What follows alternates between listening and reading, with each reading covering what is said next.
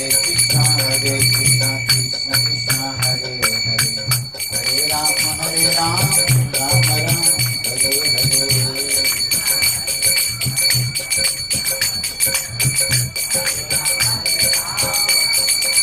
निताय गौर हरि बोल, हरि बोल, निताय गौर हरि बोल।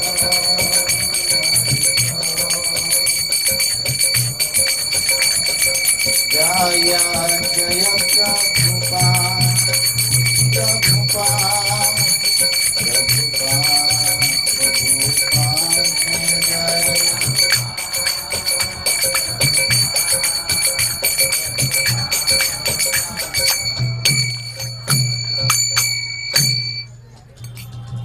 ओम नमो भगवते वासुदेवाय,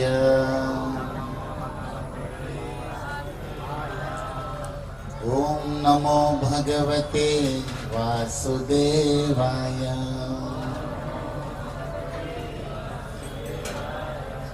ओम नमो भगवते वासुदेवाय।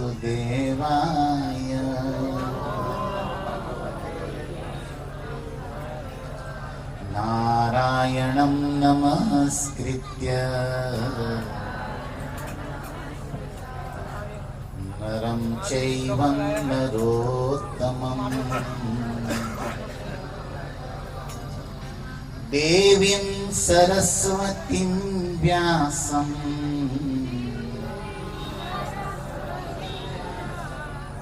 ततो जयेमुदीरये।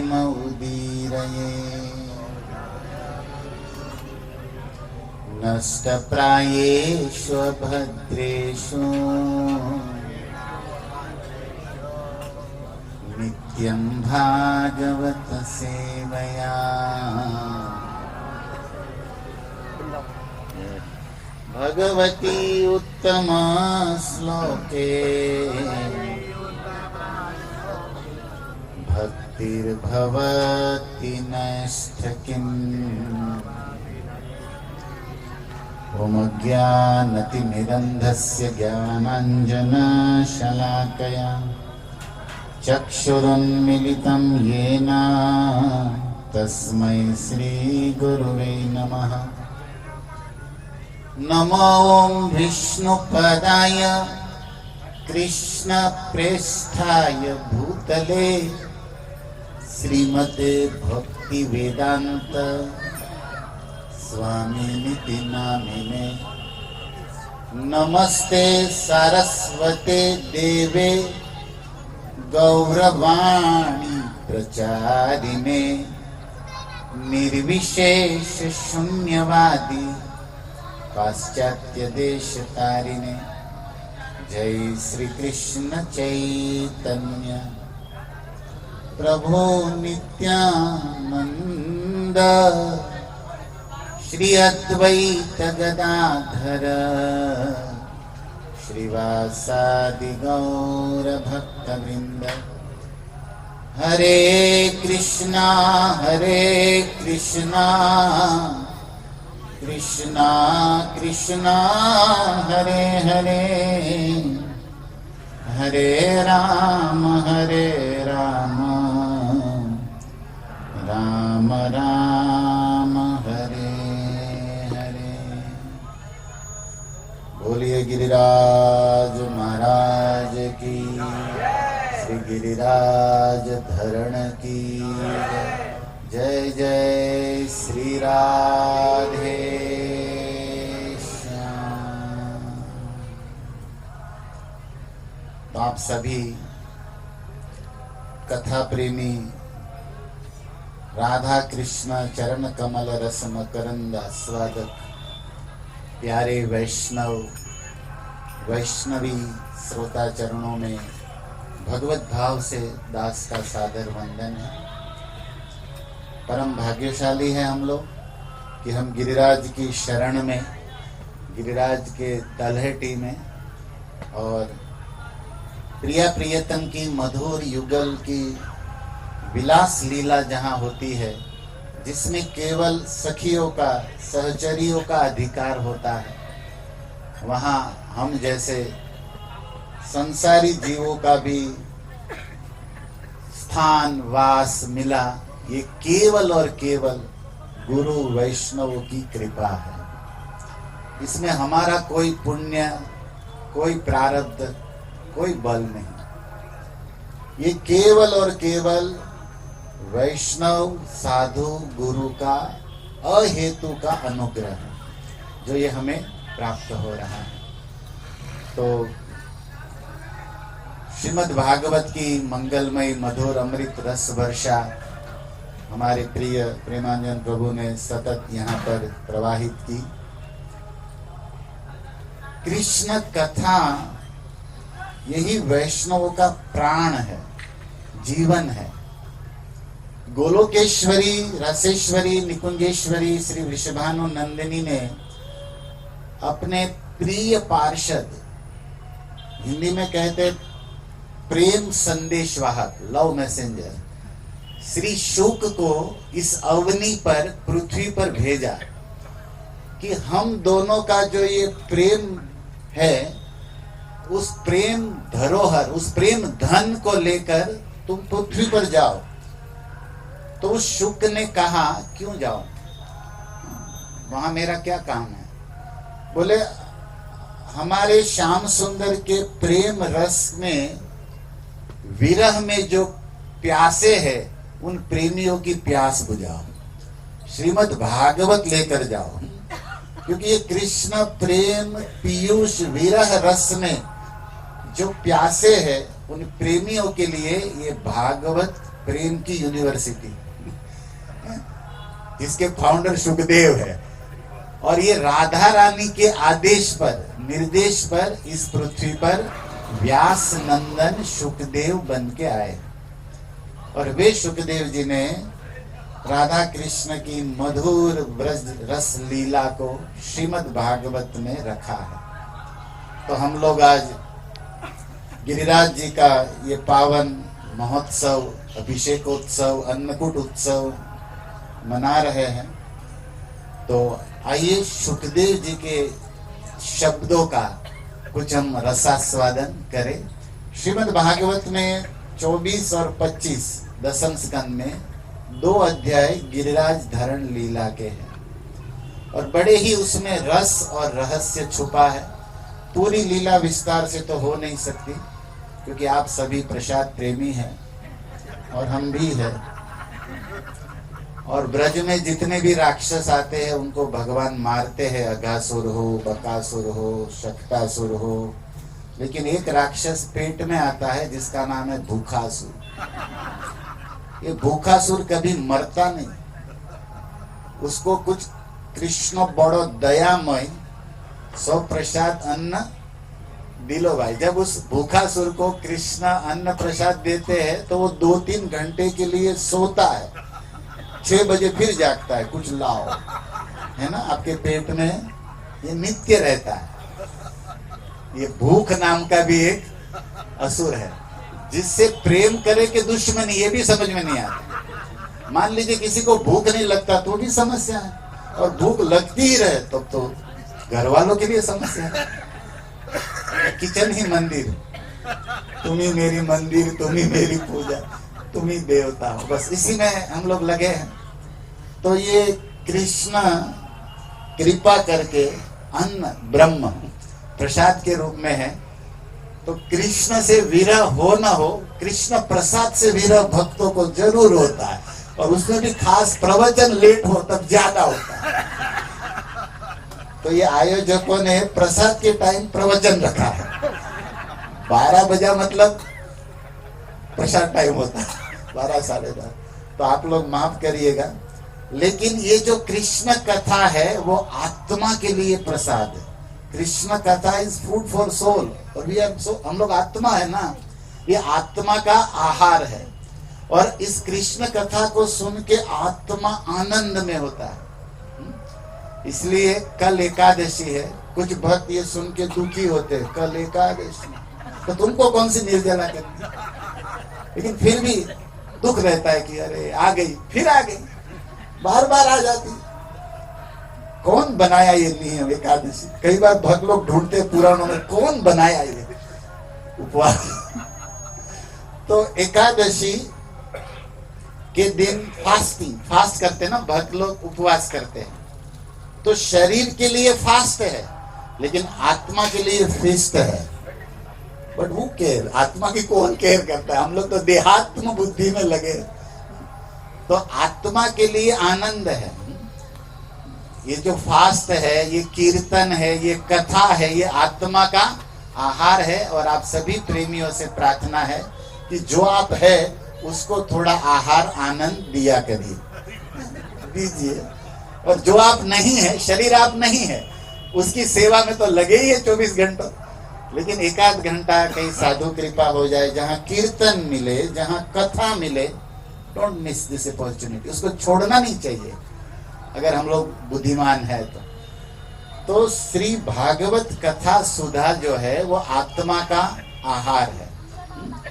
और कथा रुचि मंद भाग्य से न जाए थे। जीव गोस्वामी संदर्भ में लिखते हैं कि जिसके भाग्य मंद है, अल्प है, जिसका दुर्भाग्य है कि जिसको कृष्ण कथा में अभी इंटरेस्ट नहीं आ रहा है, रुचि नहीं आ रहा है, मतलब ये सबसे अभागा व्यक्ति। ये हमारे आचार्यों ने लिखा है।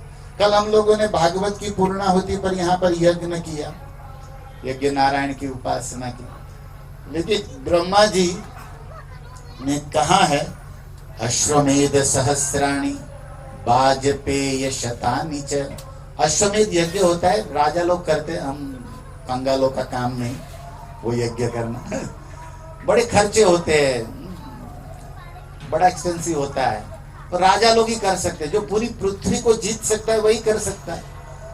हम अपने घर वाले को नहीं जीत पा रहे, क्या करेंगे? ये अपने आप को ही नहीं जीत पा रहे, लेकिन राजा लोग करते थे। लेकिन हजार सहस्र मतलब हजार अश्वमेध यज्ञ, और एक उससे छोटा, उससे सेकंड यज्ञ है वाजपेयी, ये देवता लोग करते हैं। वो 100 वाजपेयी यज्ञ और 1000 अश्वमेध यज्ञ करने का फल कृष्ण कथा भागवत सुनने से मिल जाता है।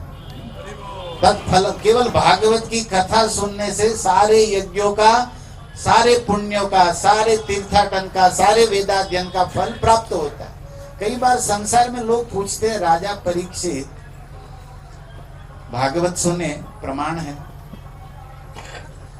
तो भागवत का क्या फल मिला राजा परीक्षित को? तो आचार्य लोग सीधा उत्तर देते, भगवत धाम, भगवत प्रेम, भगवत सानिध्य मिला, जन्म मृत्यु से मुक्ति, बहुत कुछ मिला राजा परीक्षित। तो क्या भागवत पुण्य कर्म, यज्ञ कर्म है? बोले नहीं।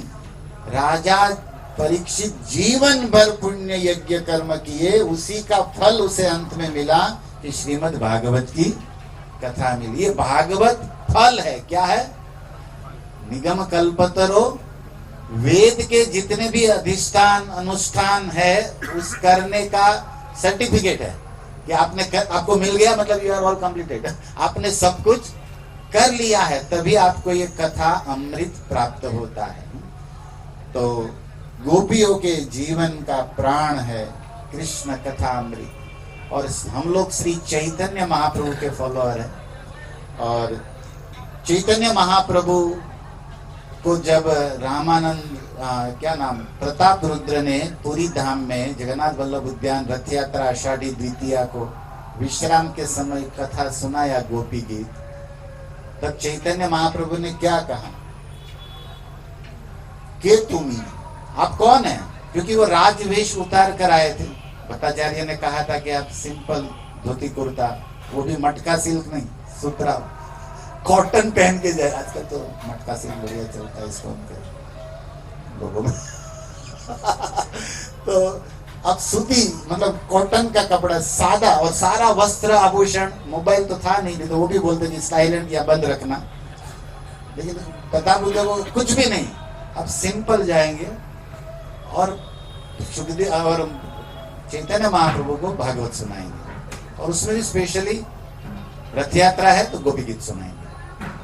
अब ये किया तो चैतन्य महाप्रभु भावाविष्ट हैया प्रभु बोले बार बार, प्रेमानंद में, लव ऑफ एक्सटेसी, पूरा अपने आप को भूले, अपने राधा भाव में आवित हो गए, आवेशित हो गए। और महाप्रभु पूछते के तुम्ही, हु आर यू, कौन है आप? मोर कैला बड़ा हित, आपने सबसे मेरा वेलफेयर, सबसे बड़ा कल्याण मंगल आपने मेरा किया। तो प्रताप रुद्र सोच रहे कि मैंने क्या किया? बोले अनायासे आसी पिला इला कथामृत, आपने सडनली मेरी लाइफ में आकर, मैंने तो कुछ बोला नहीं, कुछ कहा नहीं, कोई प्रयास नहीं, कोई प्रार्थना नहीं, कोई एफर्ट, कुछ भी नहीं, आपने अनायास आके मुझे कृष्ण कथा अमृत दिया है। आपने सबसे मेरा भला हित मंगल किया है। और महाप्रभु ने कहा तुम ही आज दिलम मोला अमूल्य रतन, आज आपने दुनिया का सबसे बड़ा धन कृष्ण कथा आपने मुझे दिया, उसके बदले में देने के लिए मेरे पास नथिंग, कुछ भी नहीं है। हम तो सन्यासी भिक्षुक, नथिंग, मेरे पास तो कुछ भी नहीं है। तो महाप्रभु ने कहा तुम्ही मोर दिल बहु अमूल्य रतन, मोर दीते नहीं किछु दिलु आलिंगन, मैं अपने आप को ही दे देता हूं तुम्हें। चैतन्य महाप्रभु ने प्रताप रुद्र को आलिंगन में, अखबार में भर लिया। और उसी समय प्रताप रुद्र का रोम रोम कृष्ण प्रेम रस से सराबोर हो गया, आनंद में झूमने लगे, नाचने लगे। महाप्रभु ने कहा कि तुमने आज मुझे खरीद लिया, आपने कृष्ण कथा अमृत देकर आपने मुझे खरीद लिया।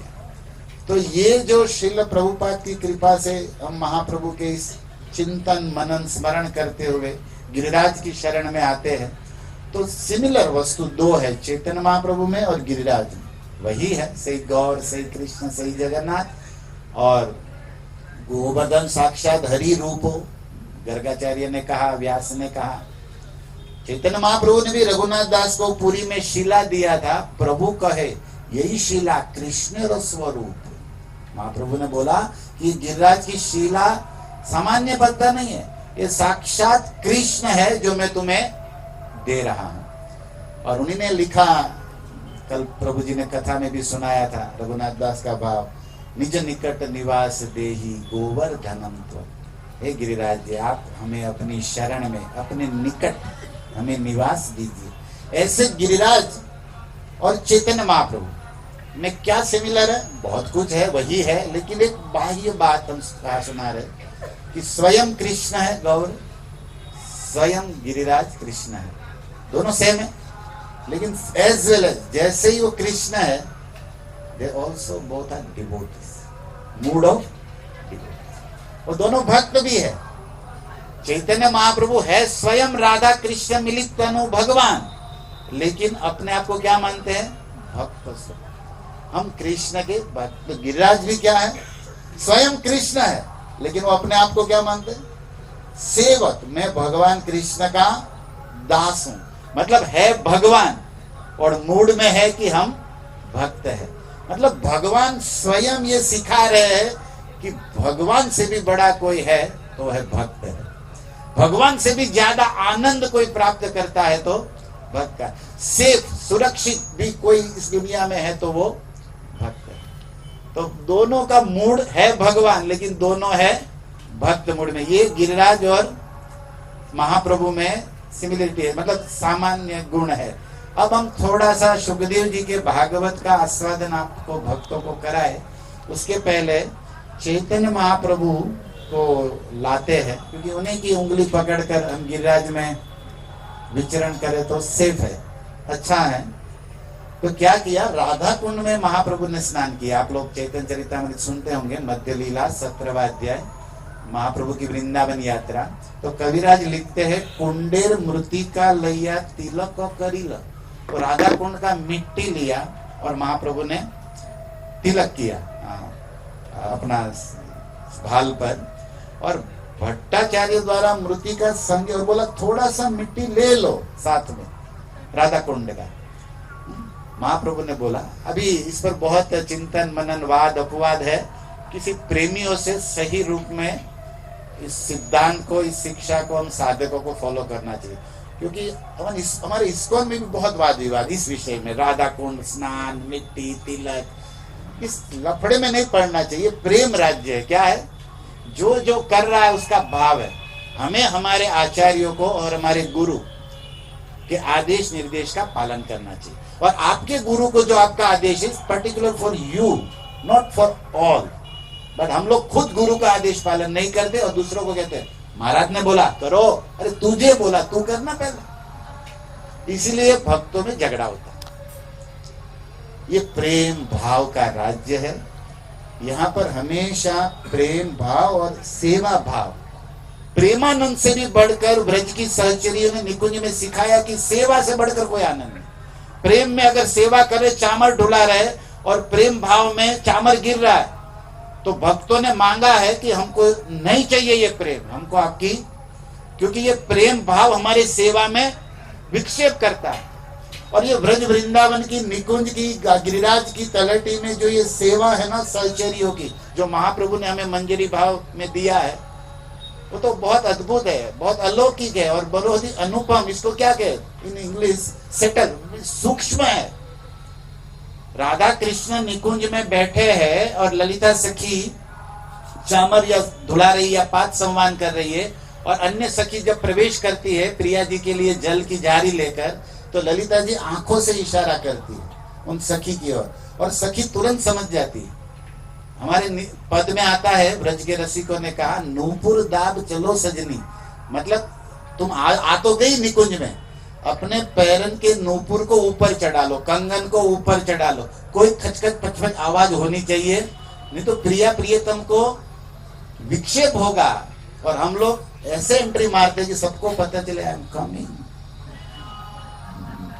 हमको पता ही नहीं कि भक्तों में, भागवत में, मंदिर में, निकुंज में क्या मूड होता है। किसी को भी डिस्टर्ब किए बिना और अपने आप को दिखाए बिना हमें सेवा करनी है, और उस सेवा के द्वारा उन जिस जो सेव्य है, वो चलचरी हो, गोवर्धन हो, युगल हो, गुरु हो, उनकी कृपा पानी।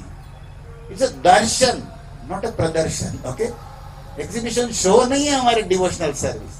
बट इन कलयुग, अभी कलयुग में तो इसी का बोलबाला है, यूट्यूब का दिखाने का।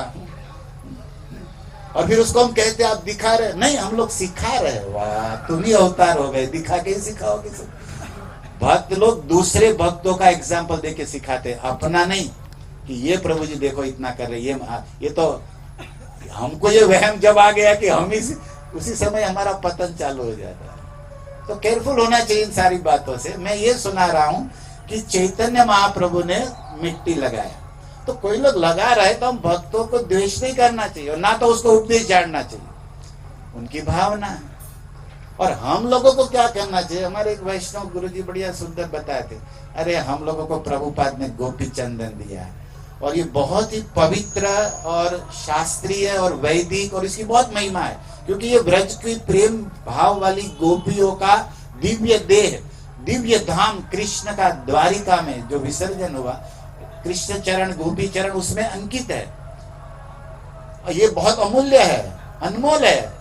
लेकिन फिर भी अगर आपको प्रेम राधा कुंड के प्रति या ब्रज भाव के प्रति यहाँ की लीला सुन के आ रहा है, तो उसको बड़ी बुद्धिमानी से यूज करो। अपने गोपी चंदन में हल्का सा मिट्टी डाल के हो गया काम, दिखे भी नहीं और काम भी नहीं। रास्ता तो कहीं से भी निकलता है, दिल में अगर रास्ता है तो पानी, आस्था है तो पानी में भी रास्ता है। वसुदेव कन्हैया को लेकर झगड़ा कहाँ है बताओ? और कोई नहीं कर रहा है, उससे अच्छा है ना कि वो राधा कुंड का कर रहा है, क्या तकलीफ। अब महाप्रभु ने किया, महाप्रभु ने कुछ लीला अपने आनंद के लिए की है, स्वाभाविक स्वनिज लीला रस आनंद भक्त आनंद के, और कुछ लीला सिखाने के लिए की। अब उसमें सिखाना है कि आनंद है, उसका तारतम्य सार कौन निकालेगा? साधु आचार्य, हम और आप नहीं, है ना। कि ये महाप्रभु ने किया फिर भी हमें ये करना नहीं है, और ये महाप्रभु ने नहीं किया फिर भी हमें ये करना। ये जो बातें है ना बड़ी सूक्ष्म होती है। इसीलिए शास्त्र होने के बाद भी वैष्णव आचार्य परंपरा में गुरु चाहिए। स्कूल है, किताबें है, लेकिन आप किस स्टैंडर्ड में हो वो कौन बताएगा? पीएचडी का उठा के एप्पल तो आता नहीं,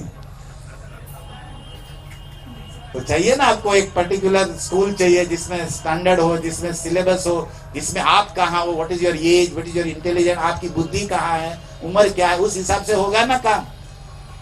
कि सीधा जाओगे नर्सरी की जगह कॉलेज में काम नहीं बनेगा ना। और कुछ लोग कॉलेज में होते हुए भी नर्सरी में रहे, अच्छा नहीं दिखता। सबके लिए सब लागू होता। ओके, तो महाप्रभु ने राधा कुंड में स्नान किया, राधा कुंड आए थे यहाँ पर। तो उसके बाद क्या किया, तो कबीराज जी लिखते हैं, तबे चली आईला प्रभु सुमन सरोवर। आप लोग कहाँ बैठे? कुसुम, कुसुम सुमन से मर्द। चैतन्य महाप्रभु चलते हुए आए। आप लोग ऑटो से आए होंगे, गाड़ी से आए होंगे, लेकिन चैतन्य महाप्रभु राधा, तबे चली आईला प्रभु सुमन सरोवर। इस कुसुम सरोवर के तट पर चैतन्य महाप्रभु आए और उसी समय चैतन्य महाप्रभु ने इस कुसुम सरोवर की पावन वृक्षावलियों के घने वन में एक गिरिराज की शिला को देखा। हमको भी मैया की कृपा से यहाँ पर कुसुम सरोवर में गिरिराज की शिला, अभिषेक, सब आनंद प्राप्त हो रहा है। ऐसे तो नहीं तो दिखता नहीं आपको। कितने लोग कुसुम सरोवर आते, गिरिराज नहीं दिख रहा है यहाँ। गिरिराज आगे देखे दिखेंगे। महाप्रभु को यहाँ दिखा, यहाँ पर भी प्रभुपाद की कृपा से, वैष्णव की कृपा से हमें दिख रहे हैं। शिला के रूप में गिरिराज है, पूजनीय है। महाप्रभु ने क्या किया, सुमन सरोवर आके गोवर्धन देखी प्रभु हईला विह्वाल। अब चैतन्य महाप्रभु से रहा नहीं जा रहा, प्रेम से आविष्ट हो गया पूरा कलेवर। और गोवर्धन देखी प्रभु कैला दंडवत, और साष्टांग दंडवत भूमि पर चैतन्य महाप्रभु का सुवर्ण वर्ण कलेवरम भूमि में लौट गया, लेट गए महाप्रभु, चैतन्य महाप्रभु। और लिखते हैं, एक शिला आलिंगिया, और उन शिलाओं के स्तर में से एक शिला को महाप्रभु ने आलिंगन कर लिया और हईला मत, और प्रेम से इतने पागल हो गए कि नयनम गलद अश्रुधारिया। चैतन्य महाप्रभु के श्री अंग से प्रेमाश्रुधारा आंखों से बहने लगी। हम लोगों ने गिरिराज का अभिषेक किया, पंचामृत से किया, अभी आप लोग देख रहे थे।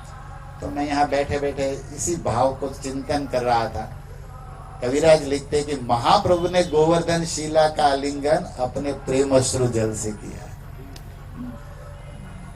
हाय, राधा रानी है, राधा भाव में है, और गिरिराज को स्वयं भगवान श्याम सुंदर समझते हुए, मानो प्रेम विरह, अब इतने दिनों से दर्शन नहीं और अब दर्शन हुआ, तो महाप्रभु अपने हृदय में जो प्रेम गंगा है, प्रेम रस है, उसमें बाढ़ आ गई और आंखों से वो छलकने लगा, आंखों से वो बहने लगा। और उसी में गिरिराज जी की शिला का अभिषेक हो गया। प्रेम में मत चली आईला गोवर्धन ग्राम। प्रेम में मत वाले होकर चैतन्य महाप्रभु नाचते गाते बाहुतुली, हरे कृष्णा कृष्णा कृष्णा हरे हरे, हरे राम राम राम हरे हरे भाव में, प्रेम में नाचते गाते महाप्रभु चल रहे हैं। आप लोग भी वृंदावन में हो, कभी आते हो, जाते हो, आते हो, लेकिन जाते भी हो, है ना। लेकिन यहाँ से हमेशा लिए जब ऊपर जाओ, उसके पहले इसको हृदय में लेके जाओ। गिरिराज को हृदय में लेकर जाना चाहिए ना। चैतन्य महाप्रभु के रोम रोम में प्रेम रस बह, इसी को फॉलो किया हमारे आचार्यों ने। हे राधे ब्रज देवी के चललिते, हे नंद सूनो कुतः, श्री गोवर्धन कल्प पाद पतले, कालिंदी वन्ये कुतः, घोषन्ताविति सर्वतो ब्रजपुरे, खेरदै महाविह्वलो, वंदे रूप सनातनो रघुयुगो, श्री जीव गोपाल को। वी आर रूपानुग, हम लोग रूपानुग है ना। हमारे आचार्यों ने यहाँ पर भगवान के श्री चरणों को खोजा है, पुकारा है प्रेम से। हे राधे, हे ललिते, हे नंद नंदन, हे गिरिराज की तलेटी में आप गिरिराज के किस पेड़ के नीचे बैठे हो, गिरिराज की किस कंदरा में आप छुपे हो, गिरिराज जी से बहता हुआ कौन सा झरना आप पी रहे हो, या कहीं अपनी प्रिया जी के साथ गिरिराज में कौन से कोने में आप रास कर रहे हो। आप लोग को पता है गिरिराज रासस्थली है। आप भागवत में शरद पूर्णिमा के रास के विषय में वंशी बट पे वेणु बजाई गोपी आई सुनते हैं। लेकिन एक और गौड़ियों का और पूरे वैष्णवों का श्रृंगार रस ग्रंथ है जिसका नाम है गीत गोविंद। आपने नाम सुना होगा, जयदेव महाप्रभु ने लिखा। क्या है उसमें? गीत गोविंद का आप चिंतन मनन करना चाहिए प्रेमी भक्तों के संग में। कुछ लोग तो आपको इससे दूरी रखेंगे, उनकी वो जाने, मर जाए तब करेंगे क्या अगले जन्म में? इसी जन्म में करना चाहिए। लेकिन हाँ, किसी गुरु वैष्णव साधु के आश्रय में, स्वतंत्रता से नहीं। ओके, लेकिन और नहीं हो रहा है तो एटलीस्ट इच्छा तो करनी चाहिए। इच्छा करने में कौन सी नानी में कौन सा पैसा लगता, तो करिए, कभी ना कभी ठाकुर जी राधा रानी कृपा करे और हो जाए। धीर समीरे यमुना तीरे पीतवसन वनमाली गोपीपन मृदमयोदर। बड़ा बड़ा ऊंचा भाव है जयदेव जी का। जगन्नाथ सुनते थे, आज भी जगन्नाथ जी को गीत गोविंद जो लिखा हुआ कपड़ा है वही चिपकाया जाता है, बांध दिया जाता है कस कर, तब जगन्नाथ को नींद आती है। और सुबह उठते ही, आंख खुलते ही अलार्म क्या चाहिए जगन्नाथ को? वही गीत गोविंद। नहीं मिलता है तो मंदिर छोड़ के भागते हैं दोनों भाई। जगन्नाथ स्वामी की। जगन्नाथ जी गीत गोविंद सुनते, उसमें भी गोवर्धन है। हम आप सब सुनाएंगे आपको, थोड़ी चैतन्य महाप्रभु आनंद में ढूंढ रहे, हमारे गोस्वामी भी ढूंढ रहे हैं। तो मैं ये सुनाया बीच में कि ये गोवर्धन रासस्थली है। गीत गोविंद में वसंत ऋतु, जो ऋतुओं का राजा, चैत्र वैशाख महीना होता है ना, आपके अंग्रेज में अप्रैल मई समथिंग, जून आधा। इस बार पुरुषोत्तम मास, अधिक मास है, वही महीना वैशाख। मतलब भारतीय महीना वैशाख, आपके में मई आएगा अंग्रेज में। तो इसको संस्कृत में हमारे ब्रिज वृंदावन में उसको माधव मास कहते हैं। अभी दामोदर मास चल रहा है ना, वैशाख को कौन सा महीना कहते हैं? माधव मास। चैत्र महीना अप्रैल, मई एंड अप्रैल बिगिनिंग, उसको मधुमास कहते हैं। पता होना चाहिए कुछ बातों का। और ये जो चैत्र वैशाख जिसको मधु और माधव मास कहते हैं, वो ऋतु कौन सा है? वसंत ऋतु। कौन सी ऋतु है? वसंत ऋतु। ऋतुनाम कुसुमाकरम, जो गीता में भगवान ने कहा कि ऋतुओं में मैं वसंत ऋतु हूं। और उस वसंत ऋतु में भगवान रास खेलते हैं। इसी गोवर्धन की तलेटी में एक सरोवर है, चंद्र सरोवर, जहाँ विठल गोसाई जी का, सूरदास जी का भजन स्थली है। यहाँ गोविंद कुंड से आप थोड़ा सा पूर्व में चलेंगे, 5 से 8 किलोमीटर में आ जाएगा चंद्र सरोवर, जहाँ पर भगवान ने वसंत ऋतु में गीत गोविंद के अनुसार रास लीला किया। और जिस कुंड के तट पर आप बैठे हो, इस तरफ कुसुम है, इस तरफ नारद कुंड है। नारद जी उसी कुंड में स्नान करके राधा रानी की कृपा से नारदीय गोपी बनकर उस चंद्र सरोवर पर रास लीला में एंट्री लिए। ये जो ब्रज के कुंड है ना, कुसुम या नारद या राधा, ये कोई सामान्य पानी नहीं है। 2 बातें लिखी है इन कुंडों के पानी के विषय में। ये पानी नहीं है, ये राधा कृष्ण का प्रेम पिघल के पानी बना है। और दूसरा, गिरिराज जी राधा कृष्ण के रास में लीला दर्शन करते हुए उसके विरह में जो प्रेम अश्रु बहाते हैं, ये गिरिराज जी के राधा कृष्ण के प्रेम का विरह अश्रु, यही कुसुम कुंड है, यही नारद कुंड है, यही गोविंद कुंड है। इन बातों को हमें समझना चाहिए कि गिरिराज जी की तलेटी में कुसुम कुंड है, गिरिराज जी की तलेटी में गोविंद कुंड। क्या है ये? पानी तो बाह्य वस्तु है, अंदर की वस्तु है कि गिरिराज अपने प्रिया प्रियतम प्रेम विरह में जो अश्रु प्रवाह कर रहे हैं, वो प्रेमाश्रु से ही भरा हुआ है। इसलिए इसमें आचमन स्नान करने से प्रेम की प्राप्ति होती है। इसलिए भक्त लोग करते हैं इस परंपरा को पालन। तो चैतन्य महाप्रभु के, मैं गीत गोविंद को नहीं सुनाना चाहता, लेकिन मैं सुना रहा हूँ गिरिराज रासस्थली। और ऐसे ही आपको एक बात सुना दूं जो अंदर की है कि गिरिराज भक्त है, भगवान है, चैतन्य महाप्रभु भक्त है, भगवान है। तो चैतन्य महाप्रभु क्या है? राधा कृष्ण मिलित तनु है, युगल है। तो गिरिराज भी क्या है? युगल है। हम गौड़ियों के लिए गिरिराज राधा कृष्ण का स्वरूप है, क्योंकि बिना राधा के कृष्ण कहीं होते, और होते तो रहते भी नहीं है। इसलिए आप परिक्रमा करोगे, कभी ध्यान देना, इस तरफ का जो गिरिराज है ना, आप गिरिराज परिक्रमा करो, अभी मत करना दोपहर में। तो लेकिन इस तरफ की जो शिलाएं है ना, आपको सूर्य किरण इस तरफ से पड़ती है, इस तरफ पूर्व है, आपको दिखेगी उज्जवल व्हाइट येलो टाइप की। और उस तरफ की गिरिराज की शिला जब आप जटिपुरा उधर की परिक्रमा कभी भी करो, नेक्स्ट टाइम ध्यान देना, वो आपके श्याम रंग की मिलेगी। यहाँ की रेती में भी नीचे देखते कभी चलोगे ना, आप लोग तो बम्बई दिल्ली अमेरिका विदेश वाले हो, नीचे तो देखते ही नहीं होंगे क्योंकि सबको नीचा समझते हैं ना हम लोग। अंदर से तो बड़े ईगो में रहते कि यार अब तो डिवोटी भी बन गए, ईगो और बढ़ गया। डिवोटी बनने पे ईगो, हम काम करने के लिए डिवोटी बने थे, लेकिन प्रॉब्लम उल्टा हुआ कि पहले जब भक्ति में नहीं थे तब कम था, अब तो वी आर एडवांस एक्सोल्टेड। अब तो हमको कितना सारा पता है भाई, अभी हम झुकेंगे नहीं, झुकेगा नहीं वाला हो जाए झुकेंगे नहीं, वो मूड आ जाता है। इसलिए हमें समझना चाहिए हमारी गाड़ी सही ट्रैक पे है कि कहीं रॉन्ग वे में है। सुनेंगे तब बुखार कम होगा, ओके? नहीं तो ये ईगो का बुखार बढ़ता है बोलने से। नीचे देखकर आप चलोगे उस ब्रज की रज में, चाहे वो यमुना तट हो चाहे ये गिरिराज की तलेटी हो, नीचे भी आपको ये रज में भी काली और गोरी दिखेगी। कुछ काला काला दिखेगा, कुछ श्याम सुंदर के रंग का है, उसमें भी राधा कृष्ण ही है। अगर दृष्टि हो सर्वत्र हो, इससे देवे स्फूर्ति स्थावर जंगम न देखे तार मूर्ति, चैतन्य चरितामृत। इस भाव में भावित होना है ना, चैतन्य महाप्रभु उसी भाव में भावित होकर चले जा रहे हैं।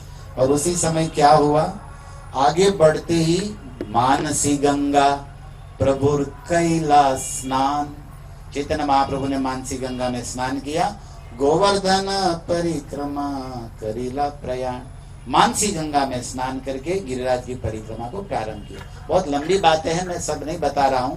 इसके पहले ये वर्णन आया कि भगवान चैतन्य यहाँ से चलते हुए शाम हो गया वहां पहुंचते ही। कहा? क्योंकि हमारी तरह भाग नहीं रहे थे हम लोग, गिरिराज परिक्रमा करते, फिर भी एक सरदर्द सुनाऊं मैं आपको। हम भक्तों का क्या टेंशन लेते जानते? पहले तो परिक्रमा है, ओह, क्योंकि लंबा है, चलना है, तो अंदर पीड़ा है, मतलब चिंता है, इसलिए हम लोग भागने में लगे। तो परिक्रमा को जल्दी पूरा करना ये हमारा प्रयास है। यहाँ का आनंद लेना, रस लेना, यहाँ की बातें जानना, इसमें हमारा मूड, हमारा क्या मूड है, कब इसको खत्म करो। और अगर खत्म कर लिया तो वी आर हैप्पी। हमारे आचार्य रोते हैं कि यहां से खत्म ही नहीं हो, और हम लोग पहले भी टेंशन में, बीच में भी टेंशन में, हम लोग सुधरेंगे कब? इसीलिए महाप्रभु ने बोला, भक्तिनाथ ठाकुर बोला कि धाम यात्रा परिक्रमा कुछ भी करना हो, प्रणय भक्त संगे गौर अमार जे सब स्थानी ले करीला भ्रमण। जहां चैतन्य महाप्रभु गए वहां हम जाएंगे, लेकिन अकेले नहीं जाएंगे, प्रेमी वैष्णव गुरुजनों के साथ जाएंगे। आप अकेले घूम रहे हो तो कहीं तीर्थ में घूमना हो जाएगा, और आपके वैष्णव गुरु साथ में है तो बम्बई दिल्ली में घूमो फिर भी वो परिक्रमा हो जाएगी। आप संग किसका कर रहे हो उसके ऊपर आपका मन लगता है, आपकी डिपेंड किसके ऊपर होता है। नारद जी ने बताया भागवत जी में सप्तम स्कंद के 15वें अध्याय में राजसूय सभा में युधिष्ठिर राजा ने प्रश्न किया था, क उत्तमो देश, सबसे बड़ा पवित्र स्थान ब्रह्मांड में, पृथ्वी में कौन सा है? तो बहुत सारे धाम, जगन्नाथपुरी, वृंदावन बोल सकते थे, लेकिन नारद जी ने लॉजिकली आंसर दिया, क्योंकि वहां बहुत लोग बैठे थे, ऋषि, राजा, ब्रह्मांड के देवर, सब। राजसूय सभा सुनिए ना, बहुत बड़ी हुई थी। तो नारद जी ने कहा, सवे पुण्यतमो देशो सत्पात्र यत्र लभ्यते, जहां पर भी कृष्ण का प्रेमी वैष्णव साधु गुरु तुम्हारे साथ है, वही स्थान इस ब्रह्मांड में सबसे बड़ा स्थान है। श्रील प्रभुपाद की। ये कुछ भागवत की इस तरह की कुछ छोटी बात है ना, हमारे गुजराती में कैसे माना धावण जेवी काम कर, वो बहुत, माँ का जो दूध होता है ना, बच्चा 1 साल पी लेना 80 साल तक काम करेगा वो। ये बाटली वाला उतना काम नहीं करेगा, थैली वाला जो डेयरी से पीना पड़ता। तो ऐसे ही कुछ भागवत की छोटी बातें भी बहुत बहुत रसमय उपादेय हो जाती। तो चैतन्य महाप्रभु ने हरिदेव मंदिर में दर्शन किया और वहां पर नर्तन किया, कीर्तन किया, और रात्रि भर प्रेम नर्तन कीर्तन आवेश में महाप्रभु डूबे रहे, और अंत में मूर्छित होकर हरिदेव मंदिर में ही गिर गए। सुबह भक्तों ने संकीर्तन किया, महाप्रभु के अश्रु आंखों खुली तो उन्होंने स्नान किया मानसी गंगा में और फिर गोवर्धन परिक्रमा प्रारंभ किया। श्री चैतन्य महाप्रभु की। तो ये मैंने थोड़ा सा 15-20 मिनट आपको चैतन्य महाप्रभु का गिरिराज में entry and what's the beginning में उन्होंने क्या किया, ये आपको थोड़ा स्मरण कराया। उससे हमारा चित्त पवित्र होता और हमें कुछ प्रेरणा भी मिलती कि हमें भी ऐसा क्या करना चाहिए, और या तो गुरु के आश्रय में सीखिए क्या नहीं करना चाहिए। तो अभी मैंने क्या करना चाहिए वो आया, अभी नहीं करना उसको एंड में बोलेंगे। अब बीच में हम श्रीमद् भागवत का आस्वादन करते हैं। श्री शुक उवाच, सभी बोलने का कष्ट करें, सबके लिए प्रसाद है, मरे मरे मत बोले, प्रेम से बोले। श्री शुक उवाच कालात्मना भगवता। अच्छा, आपकी जानकारी के लिए 10, 24, 31 भागवत 10, 24। अब भागवत में तो बड़ी बड़ी बातें हैं, मैं एक श्लोक का 2 श्लोक का आपको थोड़ा आश्रय लूंगा। 10, 24, 31। श्री शुक उवाच कालात्मना भगवता शक्रदर्प जिघांसया शक्रदर्प जिघांसया प्रोक्तम निशम्य नंदाध्या प्रोक्तम निशम्य नंदाध्या साध्व गृह्णन्त तद्वच साध्व गृह्णन्त तद्वचः। और एक बार श्री शुक उवाच कालात्मना भगवता शक्रदर्प जिघांसया प्रोक्त निशम्य नंदाध्या साध्व गृह्णन्त तद्वच। देखिए, श्री शुक उवाच, श्री माने राधा रानी, श्री माने सुंदर होता है, श्री माने रिस्पेक्टेबल, पूजनीय, लेकिन यहाँ पर श्री मतलब क्या कहेंगे हम? वृंदावन में श्री जी एक ही है, कौन है? तो ये श्री शुक का मतलब राधा रानी के शुक बोले। कौन से शुक बोले? व्यासदेव के पुत्र, ऋषियों के गुरु, वो बाहर बंबई की कथा में। वृंदावन की कथा में श्री शुक का मतलब राधा रानी के शुकदेव उवाच बोले। क्या बोले? कालात्मना भगवत। ये भगवान जो कृष्ण है वो काल के भी काल है, महाकाल जिनके दास है, उज्जैन के काले महाकालेश्वर जिनके दास है, वो कृष्ण काल के भी काल है। और कालात्मना भगवता, ये काल के भी काल श्री कृष्ण ने क्या किया? शक्र दर्प जिघांसया। शक्र इंद्र का नाम है, इंद्र का नाम पुरंदर है। क्या नाम है? Indra is a title. Sanskrit में इंद धातु से इंद्र शब्द बना। इंद धातु ऑपुलेंस, ऐश्वर्य के अर्थ में चलती। जहां धन, संपत्ति, सुंदरता अधिक हो वहां इंद धातु चलती। तो स्वर्ग में क्या है? धन, संपत्ति, वैभव, ऑपुलेंस बहुत हायर है। तो वहां के जो इंद, जो संपत्ति है, धन, सौंदर्य है, उनका जो राजा है उसको क्या कहते हैं? इंद्र। और उनकी अधिष्ठाती सुप्रीम कौन है? लक्ष्मी। धन, संपत्ति, सौंदर्य, लक्ष्मी जी का क्या नाम है? श्रयत इंदिरा सश्वदत्र। गोपी गीत, सेकंड लाइन, लास्ट वर्ड है ना। श्रयत इंदिरा, श्रयत, यहाँ पर इंदिरा सदा के लिए वास कर रही है, सेवा कर रही है। तो लक्ष्मी जी को क्या कहते हैं? इंदिरा, क्योंकि वो सौभाग्य की, धन की, सुंदरता की, गॉडेस ऑफ फॉर्च्यून, तो देवी है। तो पुल्लिंग में इंद्र, स्त्रीलिंग में इंदिरा।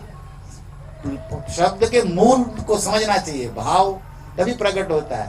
इसलिए रसिका भुवि भागवत किसके यहाँ सुनना चाहिए? जो भावुक है, जो रसिक है, जो इन अर्थों को जानता है। रूप गोस्वामी ने 5 महासाधन महाप्रभु ने बताया, उसमें तीसरा था भागवत श्रवण। उसकी व्याख्या में सिंधु में लिखा, भागवतानाम अर्थानाम आस्वादनम। भागवत श्रवण करना मतलब क्या है? गान बजान हो गया, जय गिरिराज महाराज की, चलो खाया पिया सो गया, नहीं। भागवत के शब्दों का प्रेमी परंपरा के रसिक भक्तों से आस्वादन करना, उसके भाव को, उसके अर्थ को समझना, यह है भागवत श्रवण। और इस बात को जब हम समझते तो लगता है कि अभी अभी श्रवण चल ही नहीं हो, हमारा तो ओवरव्यू हो रहा है, केवल ऊपर से दर्शन, हेलीकॉप्टर से जैसे हम लोग देख रहे हैं भागवत को, ये हमको, और फिर भी हमको वहम है कि नो, हमको पता है भागवत। जे चैतन्य महाप्रभु ने कहा, भागवत बूझी जे न अच्छे ज्ञान ते न जाने कबू। जो समझता है कि मैं भागवत जानता हूं, वो बंदा मूर्ख, बिल्कुल भागवत नहीं जानता। क्योंकि यहाँ शेष, महेश, दिनेश सब हारे हुए हैं और हम सब मिट्टी के पुतले आजकल के आए हुए, लोन पे चल रहा है गाड़ी और घर मकान, और हम लोग अपने आप को समझ रहे हैं कि हम लोग जान रहे हैं। इस इग्नोरेंस, नथिंग एल्स, और कुछ नहीं है बस। इसलिए देखिए सब बातें कितनी मधुर है। शक्र, इंद्र को पुरंदर कहते, पुरंदर उसका पासपोर्ट का नाम है और इंद्र उसका टाइटल है, उपाधि है। लेकिन इंद्र जब सिग्नेचर करते हैं ना, कहीं भी बड़े लोग को साइन बहुत करना पड़ता है, तो इंद्र शॉर्ट में अपना, जैसे हम लोग कन्हैयालाल मुंशीलाल नाम होता है तो KM करते, राइट। शॉर्ट में फर्स्ट लेटर ऑफ नाम का पहला अक्षर सिग्नेचर में यूज करते। आप लोग करते? अच्छा है। नहीं, कुछ लोग नहीं करते, सीधा थम्स अप, अंगूठा, ये अच्छा है। क्योंकि सही की वैल्यू नहीं है। आज बड़ा बड़ा पासपोर्ट हो, विदेश जाना हो, रजिस्ट्री करवाना हो, सही नहीं चलता। क्या चलता? तो हम सोचते हैं कि अंगूठा ही साला चलाना, तो इतना पड़ा है क्यों उनको, लास्ट में तो अंगूठा ही चल रहा है। और एक दिन ये माया आपको अंगूठा दिखा देगी। खाली आए थे और हम लोग अपने आप को 30 मार का समझ, एक दिन क्या मिलेगा, हमारे गुजराती में कहते ले डिंगो। तो ये एक दिन माया करेगी आपको, इतना पैसा कमाया, इतना नाम, ले कठरी पे जाओ तुम अभी खाली। तो ये माया क्या दिखाएगी आपको? इसलिए ये अंगूठा दिखाए, उसके पहले हम भगवान की शरण में आ जाए तो अच्छा है। और अंगूठा केवल अंगूठा दिखाने में नहीं चलता, गुड लक कहने में भी यही चलता है कि नहीं? तो बहुत जगह यूज होता है ये। और ये हमारे पूरे हथेलियों में, उंगलियों में, जैसे 4 बहन के ऊपर 1 भाई हुआ हो, इतना मोटा तगड़ा यही रहता है। આપણે કોઈ ગૃહસ્થ ને 4 દીકરીઓ અને પછી 1 છોકરો થાય ને તો એને બહુ હાચવે। 4 बहन के ऊपर 1 भाई होता है ना, तो गृहस्थ लोग उनको खिलाते, भाई ने काम न करवा, भाई को कुछ नहीं। ऐसे ही अंगूठा क्या है, इकलौता बेटा है जो खाया पिया जमा हुआ बड़ा है। बाकी ये बेचारी छोटी बहन, नानी ने कौन गणे, कोई नहीं। लास्ट में आती है बेचारी। जैसे हमारे लॉजिकली बातें भी, उंगलियों पर भी साइंस है।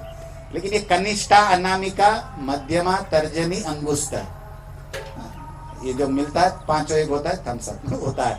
तो ठाकुर जी ने कहा, हमारे यहाँ संत लोग सुनाते हैं कि एक बार भगवान कृष्ण के दरबार में कंप्लेनिंग हो रहा था, तो सब पहुंच गए, तो ये उंगलियां भी पहुंच गई। और उनमें से कनिष्ठ उंगली ने बोला कि हे कृष्णा, इसका भी, अनामिका भी बड़ा महत्व है, तिलक में काम आती है, चंदन लगाने में ये शुभ मानी जाती। अंगुष्ठ का भी गुड लक बोलने में, रजिस्ट्री में काम आता है। ये भी है, इसको भी लड़ाई झगड़े में इसका भी यूज है। और ये सबसे बड़ी बहन है, लंबी चौड़ी, सबकी वैल्यू है, मेरी वैल्यू नहीं है। मैं एकदम छोटी पतली सी, और मेरा यूज कहाँ होता है वो बताने लायक। स्कूल में कहते हैं सर, मतलब निकल चल। तो छोटी उंगली ने कृष्ण को कंप्लेन किया कि मेरा तो बर्बादी है, एक तो मैं छोटी रह गई, पतली रह गई। अच्छा, अंगूठी बंगड़ी लोग इसमें पहनते, इसमें कुछ भी नहीं। तो बोले मेरी वैल्यू बढ़ाओ, मेरा नाम भी होना चाहिए। भगवान ने कहा गिरिराज तेरे पे ही धारण करूंगा, तेरी वैल्यू ही रहे, सब इसको ही देखेंगे, मेरी एक भी उंगली नहीं दिखेगी। कौन सी दिखेगी? तो भगवान के दरबार में कोई भी तुच्छ छोटा भी कुछ भी जाए ना शरण में, माम एकम हम तो हम सर्व, भगवान नाम बढ़ा देते, यश बढ़ा देते। तो भगवान ने कहा कि तू चिंता मत कर कनिष्ठा, तू सबसे उत्कृष्ट हो जाएगी। ऐसे भगवान के तो सर्वांग दिव्य है, सच्चिदानंद है, लेकिन लॉजिकली हम बता रहे कि भगवान सुना इसका दुर्गुण और कहा कि ठीक है, अब मैं तुम्हें, जब तक तू मेरे पास नहीं आई तब तक तेरा ये दोष था, अब तुझमें सारे अब सब ने इसी का, और भजन भी बने इसके ऊपर। गिरिवर धार लियो, कन्हैया ने गिरिवर धारण किस किया? कनिष्ठ उंगली पर, छोटी उंगली पर, नख पर धारण किया। ऐसे भजन भी बहुत सारे ब्रज भाषा में बने हुए हैं। तो शक्र पर हम सुना रहे थे, इंद्र जब साइन करते हैं तो शत, श जो शब्द है ना, उसका फूल नाम है शत। शत माने 100, संस्कृत में शत माने, और क्रतु, क्रतु माने यज्ञ। जो यज्ञ है उसको संस्कृत में क्या कहते हैं? क्रतु। तो इंद्र ने 100 अश्वमेध यज्ञ किए। कितने अश्वमेध यज्ञ किए? 100। इसलिए वो इंद्र बने। आप लोग लॉजिक जानते होंगे। तो शत क्रतु, 100 अश्वमेध यज्ञ करने वाले, ये इंद्र का नाम है, शत क्रतु। और इंद्र शॉर्ट में क्या लिखते? शत का श और क्रतु का क्र, शक्र। इंद्रदेव की। अब ये नंद बाबा कर रहे थे। प्रति वर्ष इंद्र याग, इंद्र के लिए यज्ञ, इंद्र के लिए पूजा, पर्जन्य बाबा से ये परंपरा चली आ रही है। लेकिन भगवान कृष्ण ने आज मन में सोचा, शक्र दर्प जिगांसया। इंद्र का दर्प माने ईगो, अभिमान, जिगांसया माने तोड़ना, नष्ट कर दिया। भगवान ने सोचा कि इनकी पूजा हो रही है, इसके कारण प्रतिष्ठा, पूजा के कारण थोड़ा ईगो इसका बड़ा हुआ। और हमारे भक्तों में, हमारे शरणागत में, हमारी विभूति में, इंद्र तो विभूति है भगवान की। देवाना भगवान ने कहा इंद्र की वैल्यू है, इंद्र के लिए तो अवतार लेते, और उसमें ये ईगो ठीक नहीं। इसलिए भगवान ने सोचा कि इंद्र का यज्ञ नष्ट करना है। इसलिए नंद बाबा को उन्होंने प्रतिबंध, नंदाद्या, नंद बाबा को कहा कि ये मत करो, ये मत करो, इंद्र की पूजा बंद करो, पूजा करनी है तो गिरिराज जी। जो भी भगवान ने आगे बोला, सुखदेव जी कहते हैं कृष्ण ने जो भी किया एक ही काम करने के लिए, क्या? अपने भक्त का अभिमान घटाना और अपने भक्त का यश बढ़ाना। गोवर्धन का वो भी भक्त है, यश बढ़ाना, और इंद्र भी डिवोटी भक्त है, उनको अभिमान उसको घटाना। भगवान इस लीला से 2 काम करने वाले। अच्छा, अभी एक लॉजिक प्रश्न है। तो 7 वर्ष के हो गए तभी ये मूड आया? 4 साल के थे, 3 साल के थे, 6 साल के थे, अथवा 8-9 के होते तब उठा लेते गिरिराज। 7 साल में ही क्यों मूड चढ़ा तुम? आप लोग तो भागवत सुनते हैं ना, लोग पूछेंगे 7 साल में गोवर्धन धारण किया। तो भागवत कृष्ण की कोई भी लीला है, उसके पीछे कुछ ना कुछ रस, रहस्य, रीजन तो है। सर्व कारण कारणम, लीला के भी कुछ तो कारण है ना। तो खोजना चाहिए कि नहीं? बता, आप सबको जानना है कि भूख लगा है? 7 साल के जब कृष्ण हुए, अब पूजा तो जब से 3 साल के हुए तब से देख रहे हैं कि हर साल ये लोग करते थे। 4थे साल के कृष्ण थे तब भी किए। 5वें साल में जब कालिया दमन किया तब भी दीपावली को गोवर्धन पूजा तो, अरे इंद्र पूजा तो हुई थी, तब क्यों नहीं मना किया? एक बात कहते, भगवान ने सोचा अभी इंद्र सुधर जाए तो सुधर जाए, चलो थोड़ा चांस देते। कभी कभी टेम्पल पैसे चांस देते ना कि चलो रख लेते जीबीसी रख लेता कि चलो भाई। ऐसे ही भगवान ने सोचा कि अरे भाई अभी थोड़ा नया नया भक्त है, थोड़ा प्रचार कर लिया तो ग्रुप बन गया, थोड़ा ठीक है। लेकिन जब पानी ऊपर से जाएगा तब तो भगवान ने सोचा कि नहीं, अब तो इंद्र ओवर रिएक्ट करेंगे, हमारे पूजनीय नंद बाबा से पूजा ले रहे, तो भगवान का मूड बिगड़ा होगा। लेकिन देखिए, यहाँ पर आप बैठे हो कुसुम सरोवर मानसी गंगा पर, तो चैतन्य महाप्रभु हरिदेव मंदिर में सोए है ना। हम लोग मतलब कीर्तन प्रेम, हम वहां छोड़े थे महाप्रभु को, और हम भागवत में इस श्लोक में आए। अब एक रहस्य सुनिए, क्यों भगवान ने 7 वर्ष के ही आयु में पूजा की मनाई की, इंद्र की पूजा का मना की। अब भगवान के लीला के पीछे रहस्य बहुत होते हैं आचार्यों के, लेकिन स्वयं भगवान जो बता रहे वो रहस्य में बताऊंगा। आचार्य तो अपने भावानुसार बताएंगे, लेकिन भगवान हरिदेव, इस व्रज के देवता कौन है? गोवर्धन के हरिदेव, वज्रनाभ द्वारा स्थापित है। कृष्ण के पुत्र प्रद्युम्न के पुत्र, अनिरुद्ध के पुत्र वज्रनाभ। वज्रनाभ पर भी प्रश्न है, पूरे यदुकुल को श्राप लगा था, सब बलराम भी लड़कर सदन हो गए। एक से एक यादव, 56 करोड़ तेजस्वी बुद्धिमान स्कॉलर यादव आपस में लड़कर मर गए, क्योंकि दुर्वासा आदि ब्राह्मणों ने श्राप दिया था कि यदुकुल आपस में लड़के ही मर जाएगा। तो वज्रनाभ क्यों नहीं मरे? क्या वो यादव नहीं है? वो पांडे है क्या? चौबे है?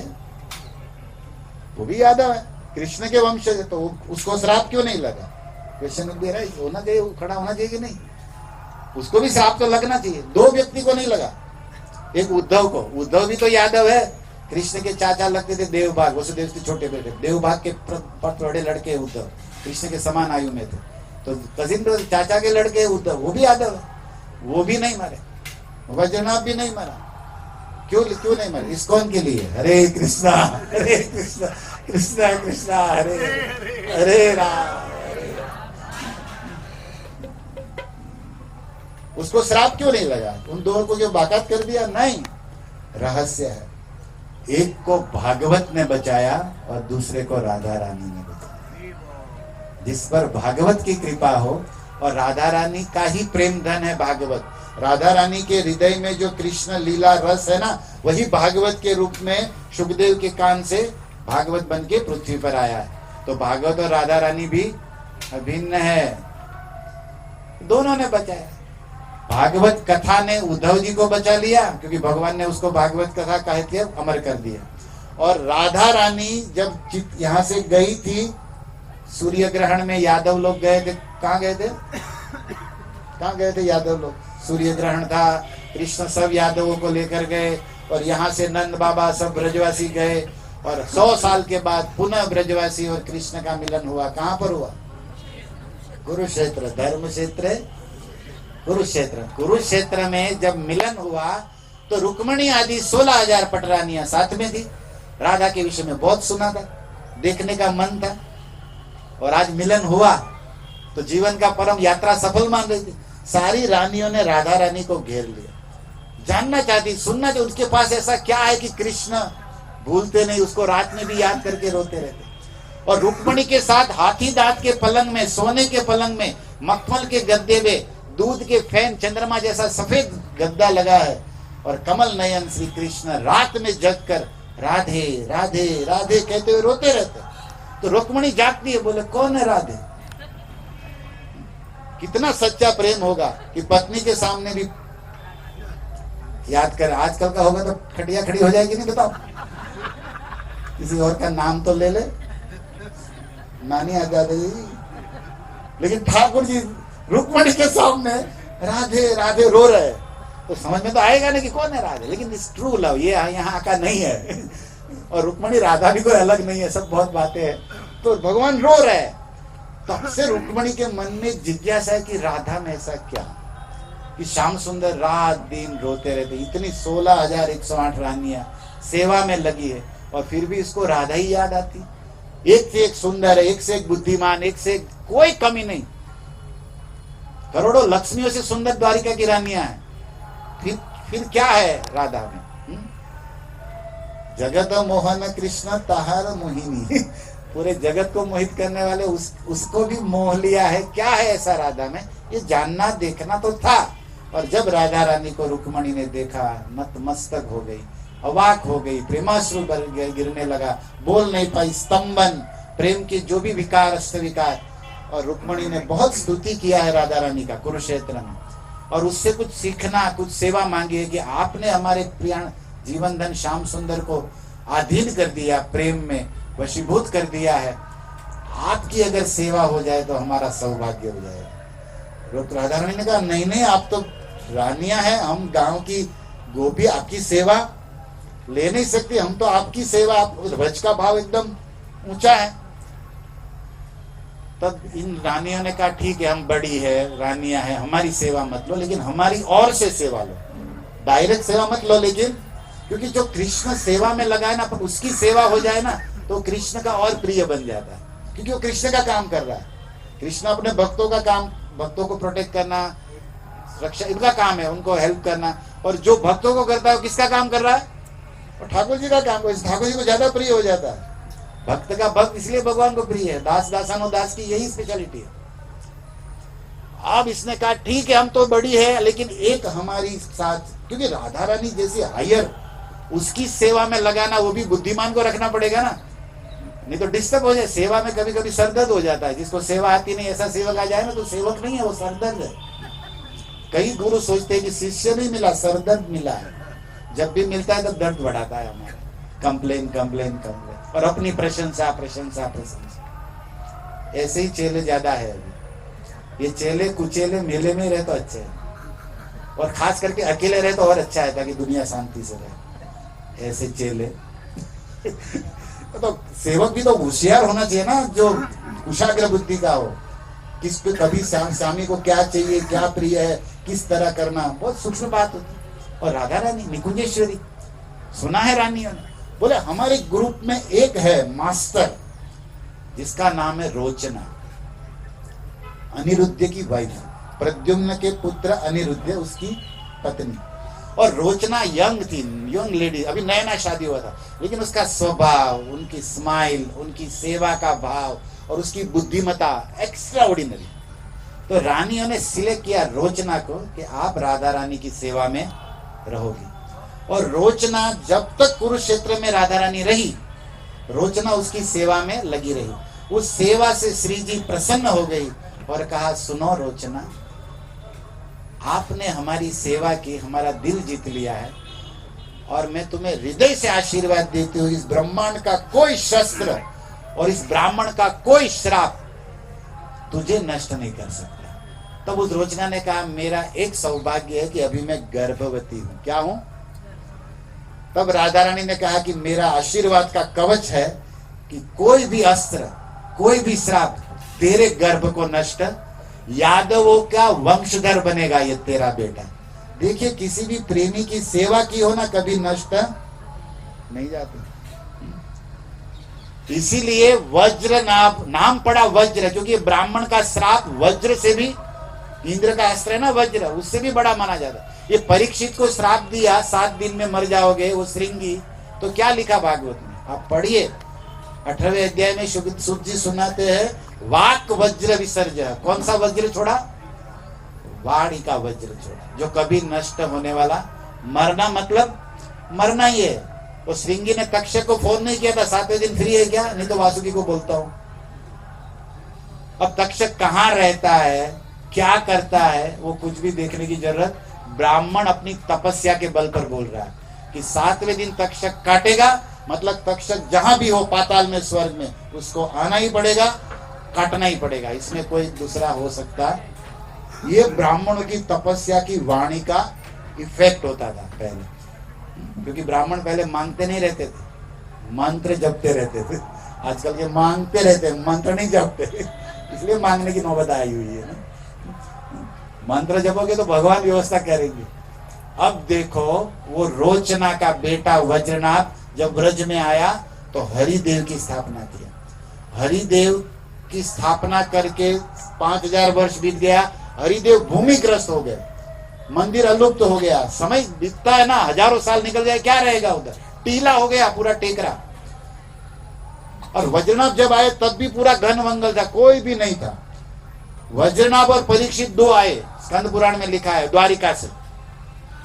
तो बोले ब्रज का उद्धार करना है, तो पूरे वृंदावन में घूमे, no senior citizen, no anybody, no कोई सिटीजन ही नहीं था। तो 2 लोगों को देखा, एक कुटिया यमुना जी के तट पर एक ब्राह्मण को देखा वज्रनाभ ने। परीक्षित ने कहा, चलो इस ब्राह्मण से पूछते। जटाधारी तेजस्वी ब्राह्मण चरणों में दंडवत करके बोला, हम वज्रनाभ द्वारिका से आया, कृष्ण का वंशज। आप कौन है महाराज? बोले मैं शांडिल्य ऋषि हूं। बोले द्वापर से यहाँ जप कर रहे, नंद बाबा के कुल गुरु। बोले क्यों आया कर? बोले आपके लिए रुका था, आपको मैसेज देना था। क्या? बोले इस पूरे व्रज का उद्धार करो। लेकिन बोले क्या करूं, इधर कुछ है ही नहीं। तो ओरिजिनल व्रजवासी कौन है जानते हैं? ब्रजवासी ओरिजिनल वज्रनाभ जब यहाँ आए तब उन्होंने 2 को देखा, एक ब्राह्मणों को और दूसरे बंदरों को। ये 2 ओरिजिनल ब्रजवासी, बाकी सब आए हुए हैं। ये बंदर है, ये ओरिजिनल ब्रजवासी। उनको केले बेले देते रहना आप लोग, और चश्मा फोन संभालते रहना, क्योंकि वो माया हटा लेते हैं और आपको दिव्य दृष्टि दे देते, फिर आप यहाँ का कुछ नहीं देख पाएंगे बिना चश्मा। और जिस फोन माया को लेकर आप आए ना, बंदर ले लेते कि छोड़ो, यहाँ तो राधे राधे करो, यहाँ भी हाय हेलो करता रहता है। इसलिए बंदर लेके सेवा करते हैं। अब बुरा नहीं मानना, लेकिन वो ओरिजिनल ब्रजवासी है, उनका पासपोर्ट आधार कार्ड यही का।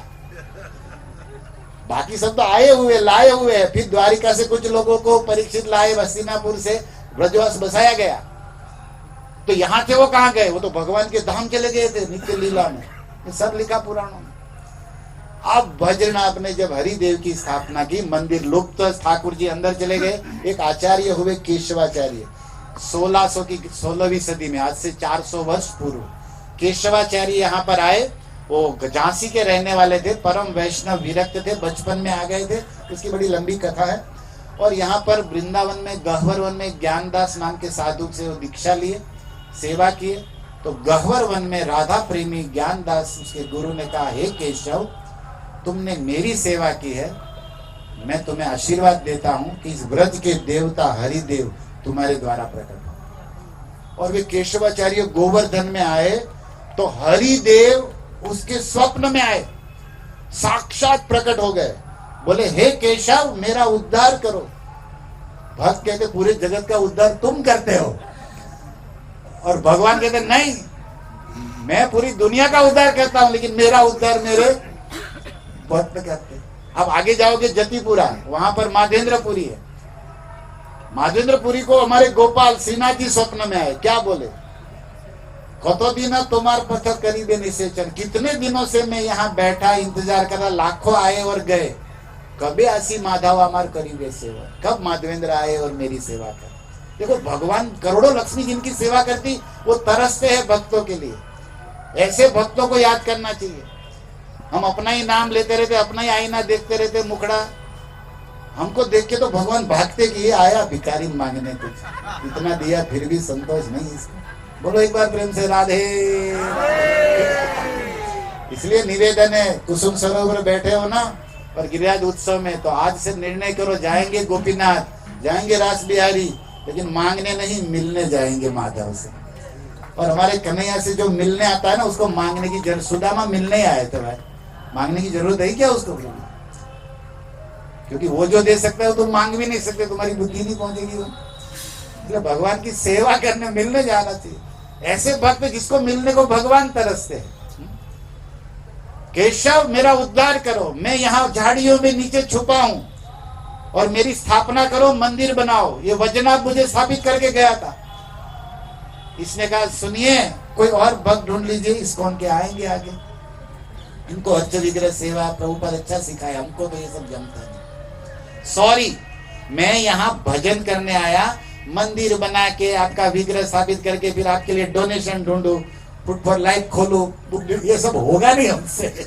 मतलब इन अवर सेंस हम हमारी बात भी ऐड कर रहे हैं कि वो केशवाचार्य ने कहा, मैं यहाँ भजन करने आया, और मंदिर बनाने में क्या होगा? जो पैसे वाले उसके, आइए प्रभु जी, उसकी सेवा करनी पड़ेगी, फिर इंतजार करना पड़ेगा, चेक निकालेगा कि नहीं।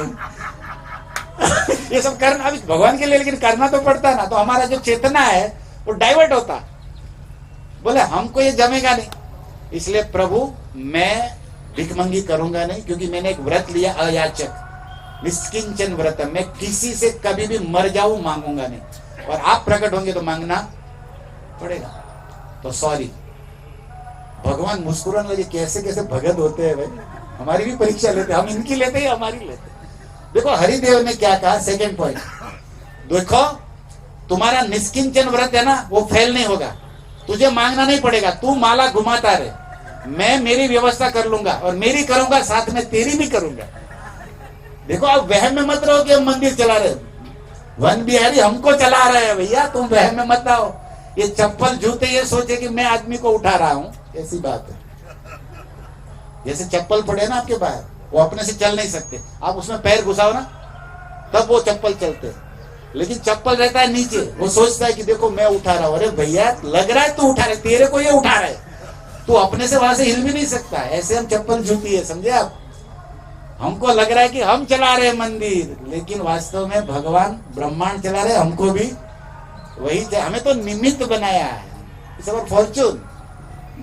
समझना चाहिए इन भावों को। देखो, भगवान ने कहा आमेर, भगवान सिंह आएगा इधर, राजा आमेर का, राजस्थान में आमेर नगरी का राजा भगवान सिंह जी आएगा, मेरे लिए मंदिर बनाएगा, 100,000 बीघा एकड़ जमीन दे देगा, तेरा भी पालन होगा, मेरा भी होगा, टेंशन खत्म।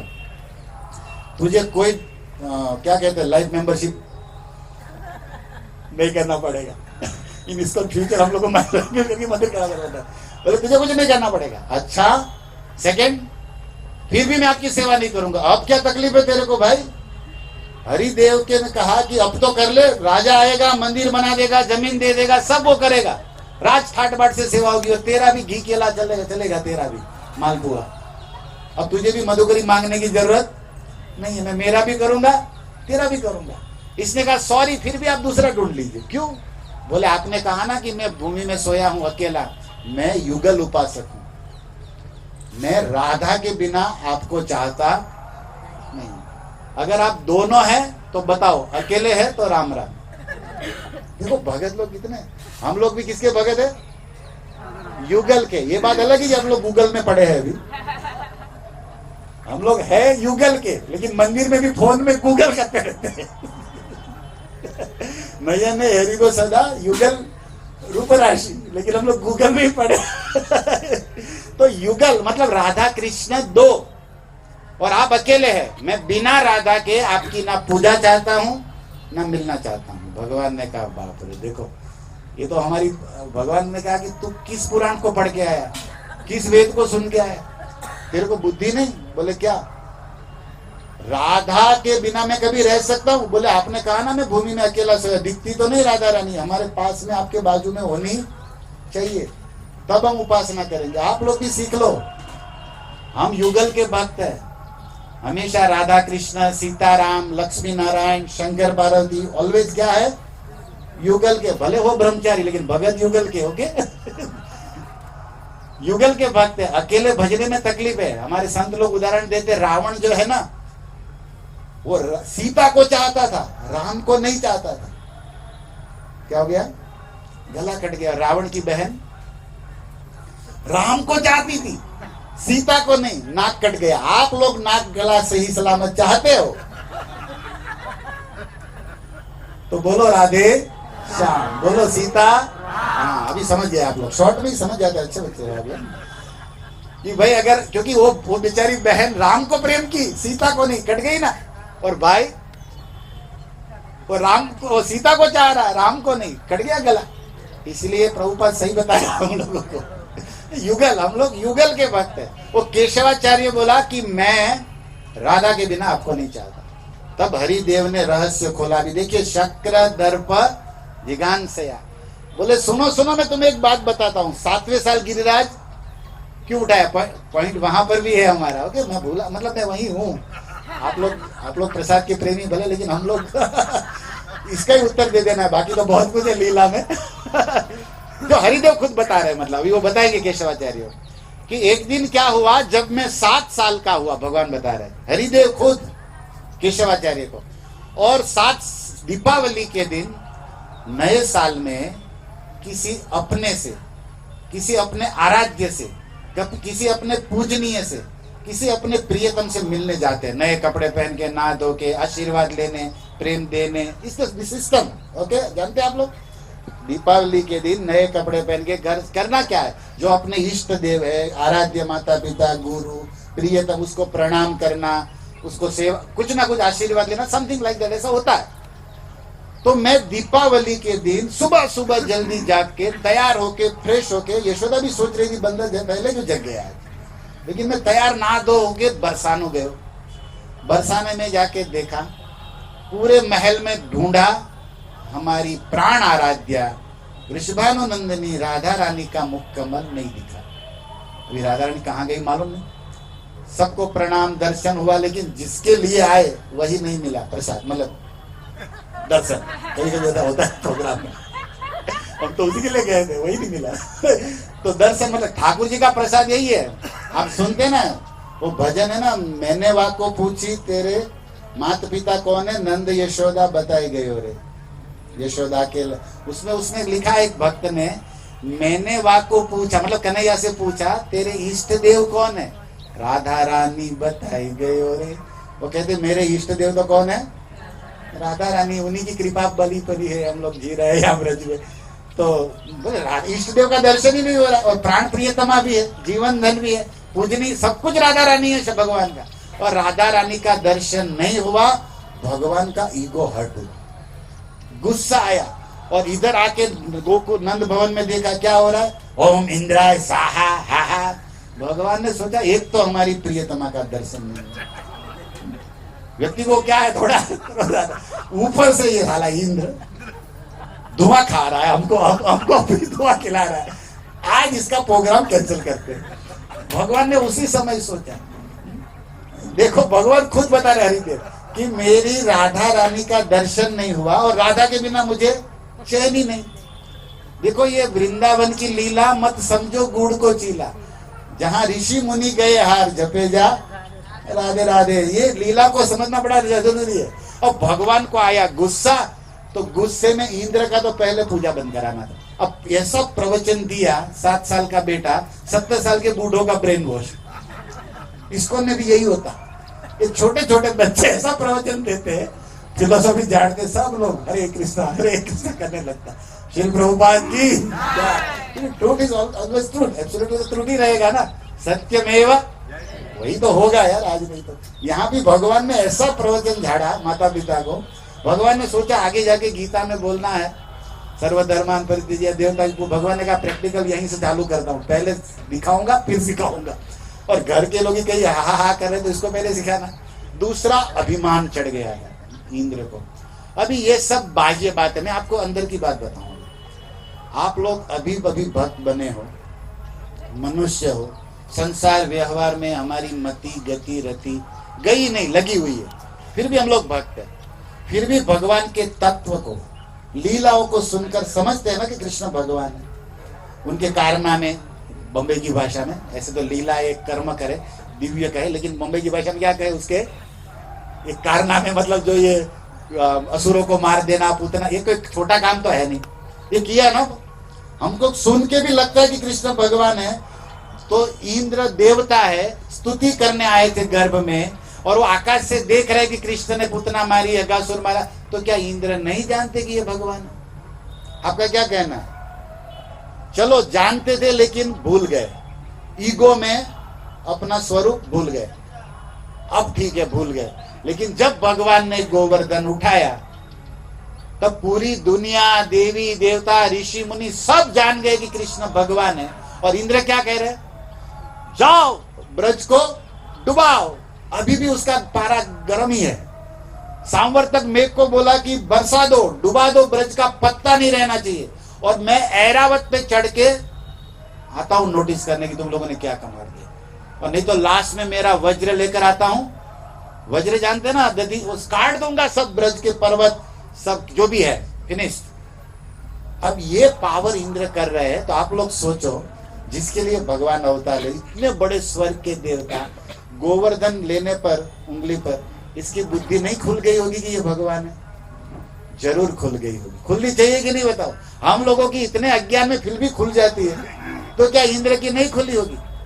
हम मानते हैं कि इंद्र जान गए कृष्ण भगवान है, भले पहले ईगो था, स्वरूप भूल, लेकिन जब गोवर्धन उठाया पहले ही दिन, उठाते ही पता चल गया कि कृष्ण तू भगवान स्वयं। तो फिर वो बरसाओ डुबाओ वैसा क्यों कह रहे? क्योंकि उंगली पकड़े हुए कृष्ण ने कहा देखो बेटा तुम जान तो गए कि मैं भगवान हूं, लेकिन तुम अपना धंधा चालू रखो, पानी बरसाते रहो, और तुम्हारा जो प्रोग्राम है ना वो एज इट इज रहना चाहिए, उसमें चेंज नहीं करना। किसने बोला? भगवान ने। आप कहोगे क्यों बोला? भगवान ने बोला मेरा मनोरथ जो सुबह पूरा नहीं हुआ था आज पूरा हुआ। क्योंकि जब मैंने गोवर्धन उठाया, भगवान ने क्यों गोवर्धन उठाया 7वें साल? क्योंकि 7 वर्ष में बरसाना गए, राधा रानी नहीं दिखी, गुस्सा हुआ, प्रवचन दिया, इंद्र की पूजा बंद कराई, और इधर होने लगा जय गिरिराज जय गिरिराज। तो इंद्र माइक में सुन रहे थे जय देवराज जय देव। बोले कुछ डिस्टर्बेंस हो गया, बोले देवराज नहीं गिरिराज। क्या हो रहा है? जय देवराज नहीं, क्या हो रहा है? तो बोले चेक करो माइक, जरा चेक करो। तो माइक चेक किया तो जय गिरिराज जय गिरिराज। इंद्र खड़े हो गए आसन से, बोले जय देवराज की जगह जय गिरिराज क्यों हो गया? प्रोग्राम चेंज क्यों हो गया? लगे तब उसने नीचे देखा, अब गुस्सा आया। भगवान ने सोचा अब मेरा काम बने। क्या काम बनेगा? अभी ये बरसाने को बोलेंगे पानी, तब मैं गिरिराज उठाऊं।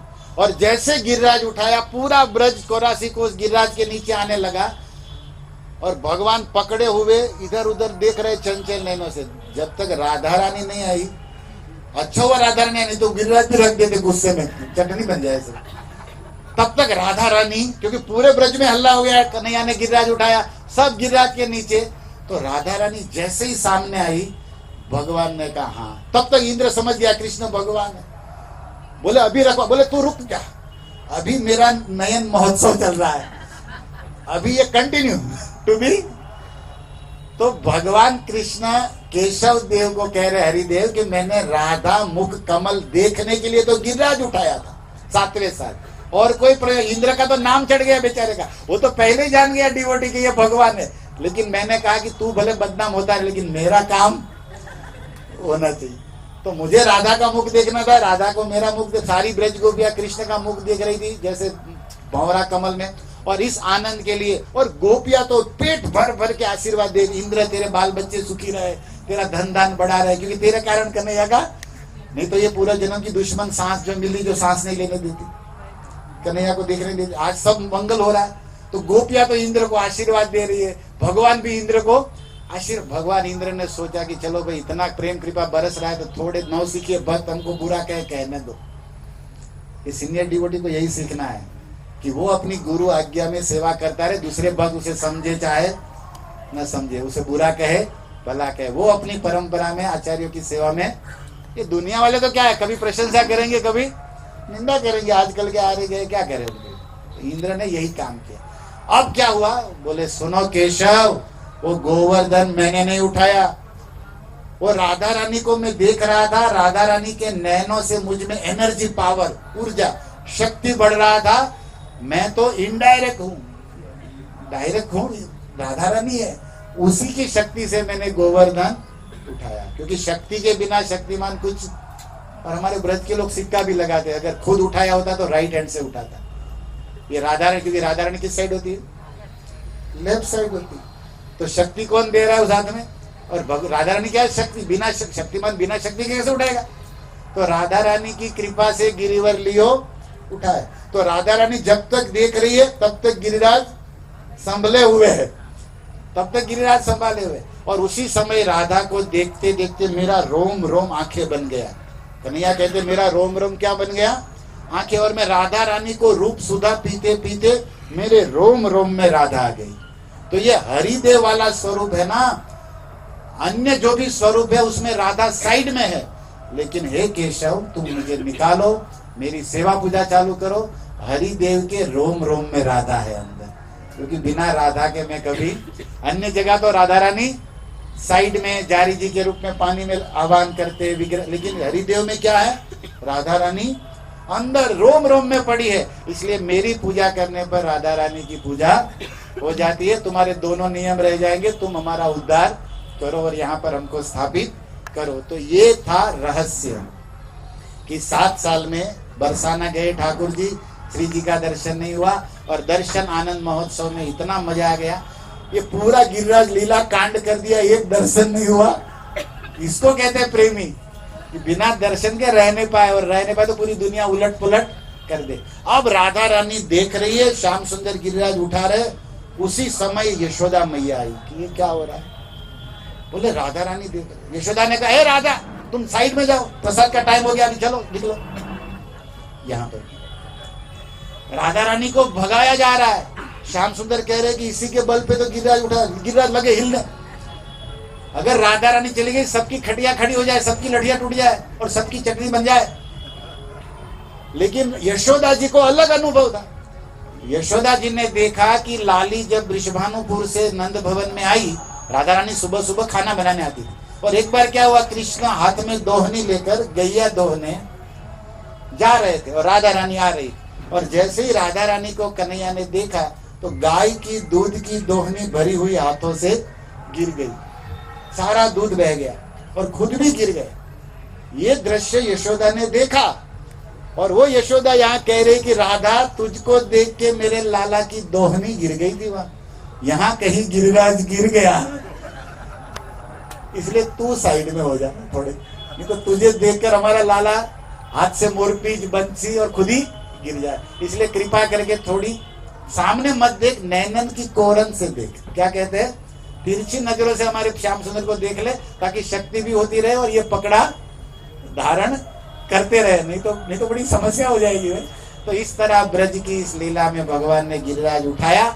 ये भाव कहाँ लिखा है? जयदेव गोस्वामी गीत गोविंद के मंगलाचरण में श्रित कमला कुच मंडल धृत कुंडल ये कलित ललित वनमाल जय जय देव हरे। वो भजन सुना होगा, उसमें एक लाइन है, अभिनव जलधर सुंदर धृत मंदर ये श्रीमुख चंद्र चकोर जय जय देव हरे। अभिनव जलधर, नया नया पानी भरा हो ऐसा जिनके शरीर का वर्ण है कृष्ण।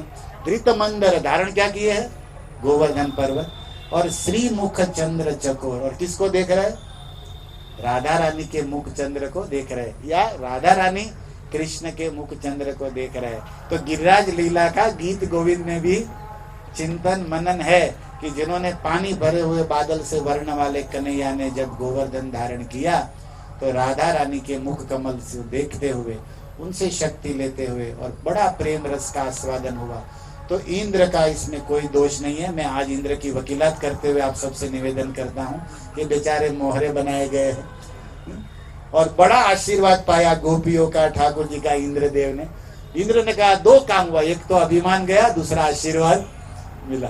गोवर्धन लीला से इंद्रदेव के बड़े काम हुए। और भगवान ने क्या किया? गोवर्धन की पूजा कराई, गैया को आगे रख के गोवर्धन की गोधनानी पुरस्कृत्य परिक्रमा कराई, और सारा भोग जो इंद्र के लिए था वो गोवर्धन के सामने धर दिया। तो भागवत जी में लिखा अन्यतमम रूपम, भगवान एक रूप से गिरिराज के अंदर चले गए। गोपा विश्रम्भणम गता, सब देखते रह गए। और कृष्ण गोवर्धन का मुख खिल गया, दो हाथ हो गए। और भगवान ने क्या कहा गया? शैलोस्मी। भगवान क्या बोले? बोलिए, शैलोस्मी, मैं ही पर्वत हूं, मैं ही। भगवान भागवत का वचन है ये, भागवत 10:24-31। शैलोस्मी इति ब्रुवन्, मैं ही गोवर्धन पर्वत साक्षात हूं, ऐसा बोल के सारा भोग खाने लगे। और वर्णन आता है ब्रज लीला में, कुंड के कुंड खीर के स्वीट राइस के भरे थे, पर्वत अन्न के कूट लग गए थे, सब गिरिराज खा गए, सब साफ और मांगा। हमारे ये गिरिराज भी अभी अभी हमारी गुरु महाराज राजनाथ महाराज की यात्रा आई, उसमें बहुत सारा खा के आए, लेकिन अभी भी संतोष ने देखो उत्सव करा दिया। ये पोतानु तो जोया है जने, खुद का तो चाहिए ही चाहिए, वो तो एक्स्ट्रा था उसके लिए। तो ये बन बिहारी भी देखो बड़ी बड़ी लीलाएं कर, अब वो भोग वहां बढ़िया खाने को मिला था उसको, लेकिन उसको और लाओ, उसको और चाहिए, तो और देखो अपना उत्सव कराया, सारा साफ हो गया। हम भक्तों को प्रश्न होना चाहिए। लीला में लिखा भी, मधुमंगल बोला, हे कन्हैया ये सारे कौन सो देवता पूजा है, तू सारो खाए जा रहे हो, हमारे लिए कुछ बचेगा कि नहीं बताओ।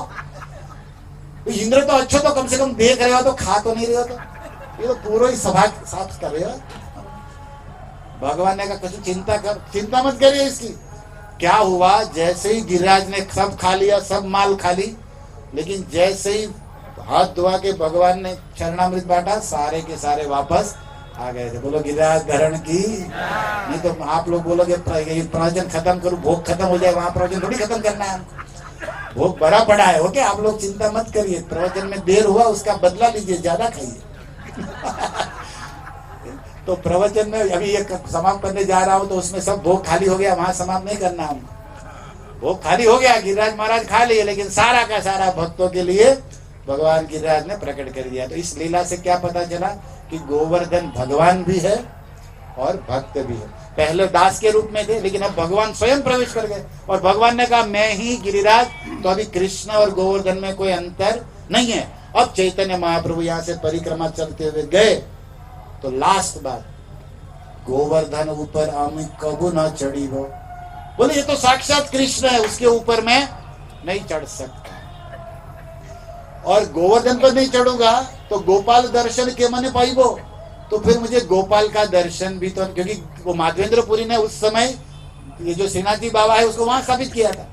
तब महाप्रभु ने रोए, प्रणाम किए, वहीं से बोले मैं गिरिराज के ऊपर चढ़ने, क्योंकि वो भक्त भाव में। अभी कौन से भाव में? हम भक्तों को सिखा रहे कि हम परिक्रमा करेंगे, लेकिन गिरिराज की शिला के ऊपर अपने चरण, क्योंकि वो साक्षात भगवान। अब सिद्ध ब्रजवासी हो तो भगवान के ऊपर भी चढ़ते, उनको कोई नियम नहीं, लेकिन हम साधक भक्तों को महाप्रभु ने ये सिखाया।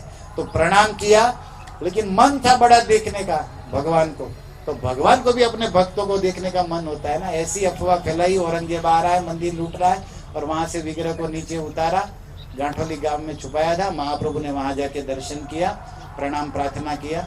बड़ा सुंदर श्लोकों में इस तरह गोवर्धन की परिक्रमा करते हुए चैतन्य महाप्रभु ने ये परंपरा स्थापित की, हमारे गोस्वामियों ने।